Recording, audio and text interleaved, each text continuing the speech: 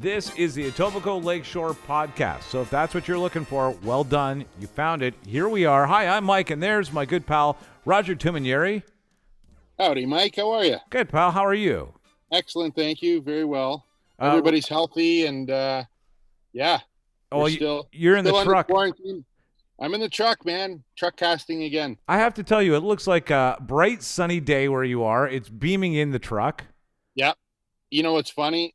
I don't even need to be in my truck. I came to the truck. I started this whole truck casting thing to just have a quiet place away from the kids and the dogs. Yeah. And it's been cold, so they've been in the house and I've been in the truck, and now it's warm. So everybody's outside, including myself. So this truck casting thing, it's really caught on. You don't really have to do it. You're just doing it now. I don't have to do it. I just want to do it. That's a great little studio. I quite like it. It seems very comfortable. The acoustics are fantastic.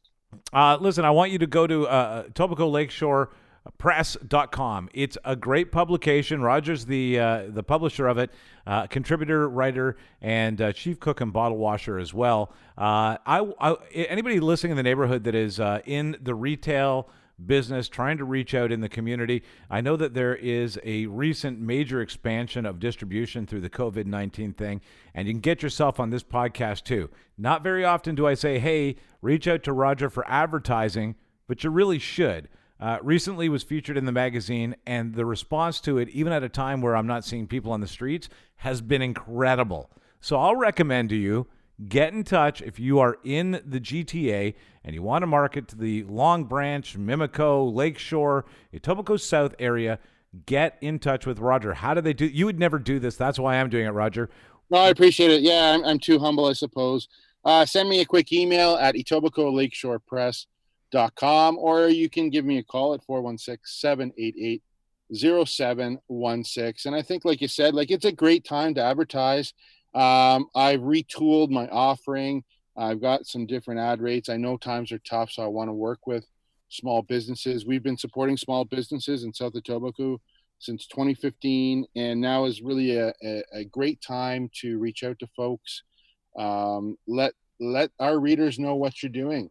I think it's a good time to get in front of people. I joke, joking, not joking, that we have a captive audience.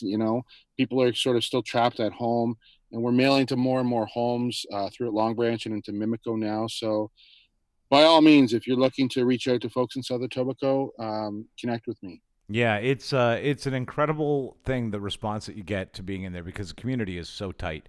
And that brings us to today's guest. But I will say this as well, just as we get into this, bravo to you continuing on with the truck casting, because I think it's made a difference in the community. The people that have reached out, Roger, to tell me that they've listened, it's just wonderful. So thank you for listening. Subscribe to this show, share it with your neighbors, and together we will stay a community through communication. So there you go. Thanks for letting me plug your business end of stuff, Roger. I know that's anytime. I have to sneak it on you or it doesn't happen. No, it's cool. The one thing that I have gotten a little bit of a taste of, but I cannot wait over the coming years as I'm a business guy in the community here, and finding out what the history of this area is, because I know it's got a rich history. Toronto, on the whole, although Canada's a young country, on the whole, we still have some really wonderful history that we can recollect and reach out to. And the area in which you publish is a pretty rich historical area of Toronto. Tell us about today's guest. Yeah, you're absolutely right. And today's guest is Bill Zufelt. He's a Long Branch resident, and he's also the chair of the History and Culture Committee of the Long Branch Neighbourhood Association.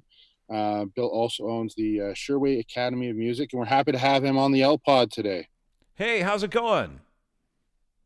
Excellent. Thank you, Mike, and thank you, Roger, for your introduction.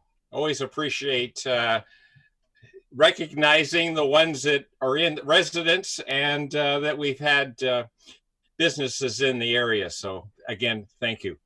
Very happy to be on the show today. It's really interesting to me that you are very much into history and also in the music education field. Do those two worlds often run in tandem, do you find? Totally, because if you're studying the history of music, the history of music will always reflect the times, certainly through all the generations and centuries. The styles, I mean, there's a whole new style of performance coming now through music casting that's been done from everybody's home throughout the world. Yeah. And that is set a whole new genre of music and style that's been put together. So here we are looking at another bookmark of music exploration. And give us a little bit of your history in this area. How long have you been around the South Etobicoke area? Well, we moved in 1978, but interestingly, I took music lessons from my dear friend Holly Dowdy back in the early 60s down on 25th Street. Okay. And we've been in communication just recently, because it's funny how the COVID thing, everybody on Facebook and everything suddenly start reconnecting because, hey, I wonder what Bill's doing and I wonder what Sally's doing. And guess what? There's a whole new audience out there and people that you haven't chatted for, well, literally decades. In some cases, that's so true. And even in my case, some family. I digress. It doesn't matter, but it's nice to reconnect. And how are you holding up through isolation right now?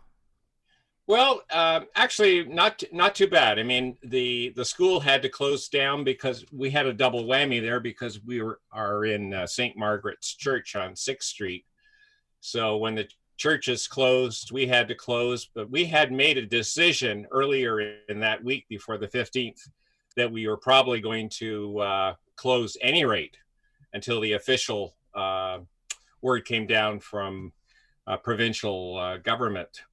And I'm also an organist and music director at another church, so Sunday. So it's been very quiet in those regards, but we've done online teaching. Some of our teachers have continued that with the students, which is really good. Reach out with articles and things that are of interest to the students. So we're still very well connected. And at our church and that, Reverend Cindy and myself have been preparing what we call Sunday reflections. So that's a combination of some music and her writings and that sort of thing. So, and they've gone worldwide because, you know, one will share it with another person and share it with another person. So it's all very, it's been productive in a way that we never even thought of. It's so true. Yeah. I think this whole isolation thing and everybody shifting to communicating online in an odd way has helped churches, I think. I mean, I know all the churches are shut down and then that's sad for a lot of folks, but these folks who are delivering their messages on Sundays online through Facebook Live or other platforms are now able to reach so many more people. Yes. I think it's a weird blessing in disguise. Well, absolutely. Yeah. I have to tell you that just after the tragedy in Nova Scotia, and Cindy was looking for some music for the next Sunday. So I usually get on YouTube and I've got some titles and that, and this particular piece came up, and it was just posted that Wednesday after the Sunday, and it was about a minister, and he had the exact piece we wanted. He just sang it and played it with guitar, and there was connections there with Barbados, et cetera, So when we put it all together, it just went everywhere, and it was such an appropriate tribute to the folks in Nova Scotia. It is incredible that Zooming the way that we are now. By the way, show of hands, who had Zoomed here prior to this whole thing happening? Not me. I had never Zoomed even once prior. Oh, you mean prior to this? No, I'm sorry. But you're right. But how many times since? I mean, thank goodness I invested heavily in Zoom before this happened. No, I didn't. But it is incredible that what has come of that, because collaboration can happen pretty quickly. And as soon as we're comfortable doing this with one another, collaboration will begin to grow and be shared. And I think that that is a really incredible result of this. We are sharing more meaningful things. That's right. Yeah. Well, the global community has become so unified. Yeah. And the solidarity that's coming from it in terms of our main purpose and helping each other, it's truly, truly remarkable. So somebody was saying that, and this may be a bit political, whatever, but they were saying, the lungs of the earth have been suffering. So we have been awakened to our concern of having our lungs keep safe. And in the result, have you gone outside at night? It's incredible. Recently and looked up?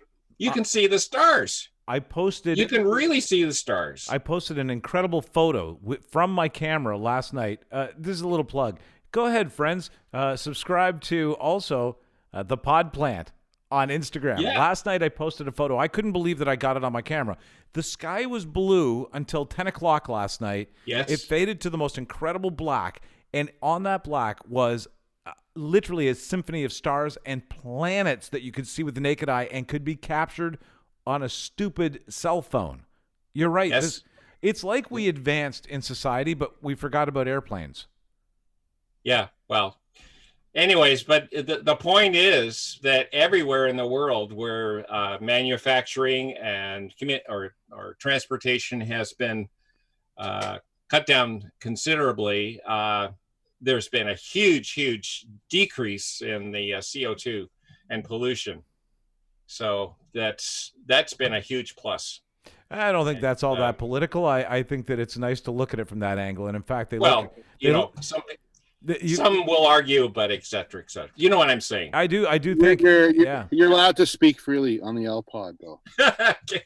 Yeah. We don't pull any punches here. It's cool. And fair enough. So now this leads me to sort of the next thing that came to mind when Roger mentioned to me that we'd be speaking today is, we go back in history and we look at pandemics previously, and some amazing writing came out of it, some amazing art. The artists and writers talk, and musicians. The music all talks about a healing time, a time where everybody saw each other in a new light. And so maybe that will all come of this.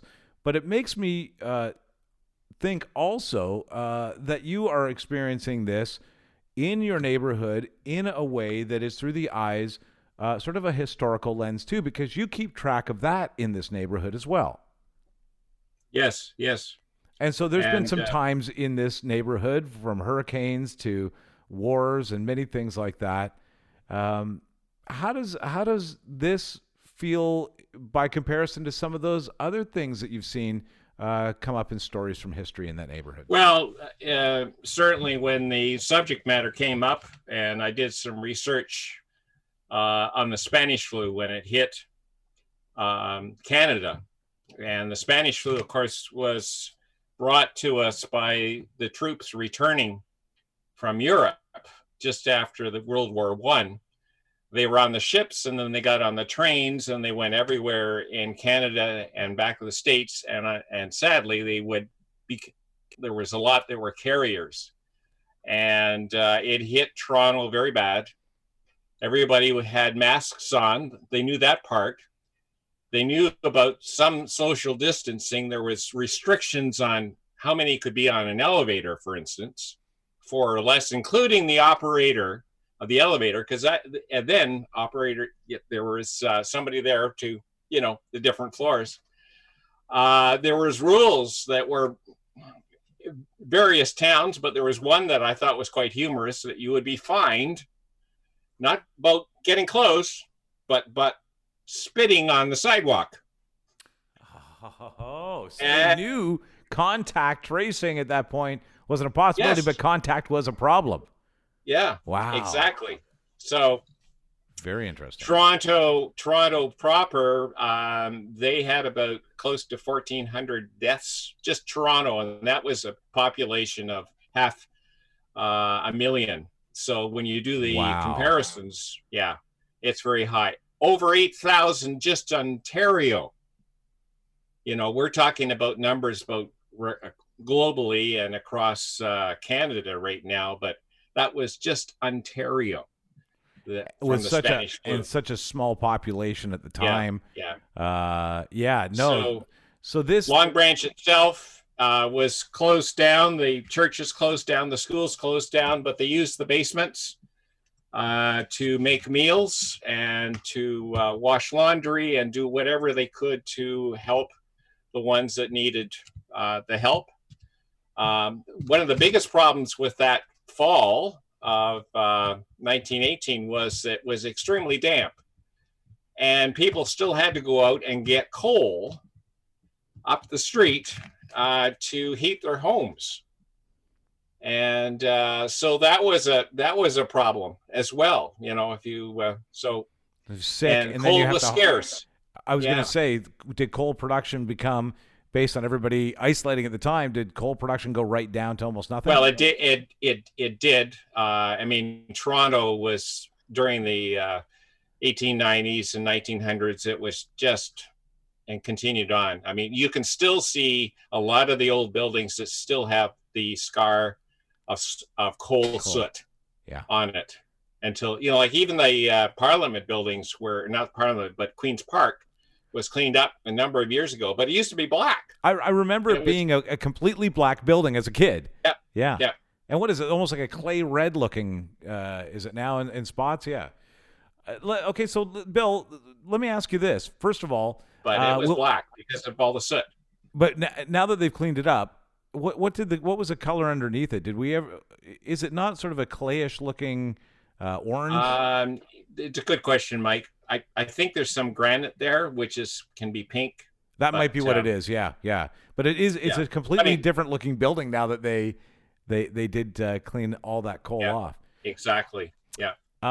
And so let me ask you this, and we'll talk a little bit about the we'll plug the school afterward, because we want kids getting out there and learning music. Of course, it's a great way to express yourself, and it's a great way to become social as we get back into life. But let me ask you this: is there a place in the community that you would recommend people could find out more about the history? More about the history in the Long Branch, South Etobicoke area. Oh, you mean in terms of general history? Yeah. Well, I mean, the resources still are the libraries and the research centers and Google. There's been a lot that has come forward in the last decade. As a matter of fact, I contribute to our Wikipedia sites for Long Branch, trying to update information that comes to light. There's been a number of great books written about Long Branch and other parts. If you can see this. Oh, excellent. This is, okay, this is called Etobicoke Remembered by Robert Greene. That is a book I would highly recommend. It is really the Bible on terms of history for Etobicoke. Oh, fantastic. It's the most thorough book that I've found, and use it all the time, because every time I read something, there's something else that will show up. You know, history is kind of like a big puzzle. Let's say it's a 100-piece puzzle, and then you're missing a part. Then you find out the missing part actually has another 100 parts to it. Right. The puzzle becomes bigger. And you keep going backwards and backwards. So the whole pursuit of history keeps peeling the onion, and something new will come up. And as I was doing some history on Thomas Wilkie, which of course we say is the founder of Long Branch, but his real volume of work, which I have now discovered, was with the YMCA of Canada. Almost 20 years of work with the YMCA and the United States. And when I plugged into the YMCA history, it just was incredible how much information and the stories there that he was involved in. So when it comes to renaming our park, there'll be a lot more information we can add to that. That's and awesome. you've written about Thomas Wilkie a couple of times in the magazine, and you just do such a wonderful job, Bill, of tying things together from a historical perspective in the magazine, and I think it adds such a great element to the publication. So I want to thank you for your contribution editorially. And on that note, you wrote a really inspiring piece this month in our May edition, the piece about Long Branch's Rocks of Hope. Can you comment quickly about that article, please, and the Rocks of Hope? Yes, I'd love to. Interestingly enough, I got those pictures because I was still in double isolation at the time because I had a medical issue and I had to come back and I couldn't get out of the house, etc. But that's another thing. Anyways, the pictures were sent to me by Judy Gibson, who's the co-chair of the Long Branch Neighbourhood Association. I was looking at them. And of course, then I was looking at the rocks that were formed in the actual shoreline. And I realized that this is shale. This is Dundas shale. And this is the exact type of rock that the stone hookers came along all the northern shore of Ontario and built Toronto. And I thought, what an incredible metaphor for our survival, our tenacity, our whole history of having these rocks, erected from the shores, standing there, say, we are rocks of hope. We are your past, we are your present, and we are sending a message to the future. And it just was beautiful, just absolutely beautiful. We still don't know the artist. I would love the artist to come forward. History artist. No, that's well said, Bill. That's very nicely put. Thank you. It's nice to have this perspective on the community because I think it's what keeps a community whole. You move into a neighborhood, guys, in my mind, because it feels good. It looks good. The home that you bought is nice. And you stay in that neighborhood for a long time because you love the community. And the community is often built on tradition, remembering history, understanding how we survived before as a community. And I think it's really important that, Roger, that you include this in the magazine. And so I commend you guys for continuing on and keeping an eye on that perspective. Where can people find out more about the music school, Bill? Basically online. Our main website is sherwayacademy.ca.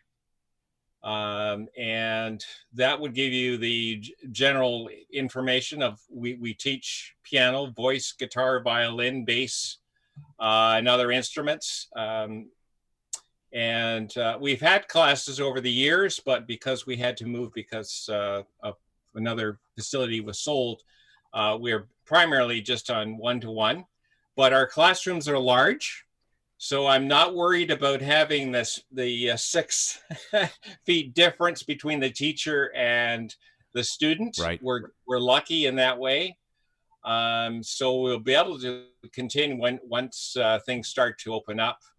And I was just going to mention too, because you were asking about one of our former students, Dante Mattis, did a performance for Ontario musicians a number of weeks back. One of his projects in his living room, like a lot of other musicians have been doing. So that was well received. Oh, yes. Excellent. Well, congratulations to him and to you guys for preparing him for that that moment. Yeah. Well, Bill, thank you so much for joining us today on the podcast. And history repeats itself, so guaranteed we'll have you back to talk about another perspective and how it was back then compared to now. Thanks so much. Thank you, Roger. It's been a real pleasure. And thank you, Roger, for Mike, for inviting me. And I really enjoyed participating in this podcast. Thank you. It's great to have you on. Thanks, Bill. Look at this. We got a little bit of history. It's not like we're messing around with this podcast. You know what I mean? People say, what are you doing with that podcast? And I say to them, we're not messing around. It even has some history involved. Yeah, it's pretty cool. When you look at the library, I guess you could call it that now, of all the podcasts that we've done, and you can see that on the website of the Nice etobicoakeshorepress.com/podcast. promo. There's a wide breadth of folks from all different facets of community life in South Etobicoke, and really happy to have Bill Zufelt added to that library. He's done, pardon the heavy rock pun, but he's done all the heavy lifting here on the history column for the magazine, and I really do appreciate all the time and effort he puts into researching and writing these pieces. And like I said, it's just added a really nice element to the publication, really kind of rounds things out and puts things in perspective as far as I'm concerned. Like, I'm a bit of a history buff. I find it interesting, and I think that it's hard to know where you're going if you don't know where you've come from. And I think Exactly. that he adds tremendous value to the magazine. The magazine, by the way, available at etobicoakeshorepress.com/podcast if you want to hear more of the podcast. Roger, thanks so much, buddy.